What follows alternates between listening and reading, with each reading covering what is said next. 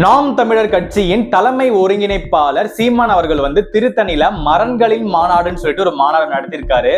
மாடுகளின் மாநாடு, ஆடுகளின் மாநாடு, மரங்களின் மாநாடு, அடுத்து தண்ணீர்களின் மாநாடுன்னு சொல்லிட்டு மக்களுக்காக யாரு நல்லது பண்ணணும்னு நினைப்பானோ அவன் தான் இந்த மாதிரி மாநாடெல்லாம் நடத்துவான்னு சொல்லியிருக்காரு.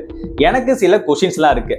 என்னன்னா, ஜாதி எதிர்ப்பு மாநாடு, மத எதிர்ப்பு மாநாடு, மொழி திணிப்பு எதிர்ப்பு மாநாடு, ஆணவ கொலை எதிர்ப்பு மாநாடு, இதை தாண்டி போனா வரி எதிர்ப்பு மாநாடு, நீட் எதிர்ப்பு மாநாடு, அப்படியே கடந்து வந்தா வேலை வாய்ப்புக்கான மாநாடு, கடைசியா பெண் உரிமை, பெண் சுதந்திரம், இல்ல பெண்ணுக்கு நடக்கிற பாலியல் வன்கொடுமை எதிர்ப்பு மாநாடு, இன்னும் நிறைய மாநாடுகள் நீங்க வைக்கலாம்.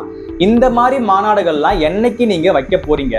நான் ஏன் கேட்கிறேன்னா, மக்களுக்கான அரசியலை செய்யணும்னு நினைக்கிறவன் இந்த மாதிரி மாநாடுலாம் நடத்துவான்னு சொல்லிட்டு மரங்களுக்கும் மாடுகளுக்கும் ஆடுகளுக்கும் வைக்கிறது எந்த அளவுக்கு யூஸ்ன்னு தெரியல. ஓகே, ஓரளவுக்கு யூஸ்ன்னு வச்சுக்கலாம். ஆனா இப்ப இதெல்லாம் நம்ம இதை பேச வேண்டிய நேரம் தானே. அதனால உங்ககிட்ட கேட்கிறேன். ஸோ மக்களே, நீங்க என்ன நினைக்கிறீங்க? நான் கேட்டது கரெக்டா தப்பா?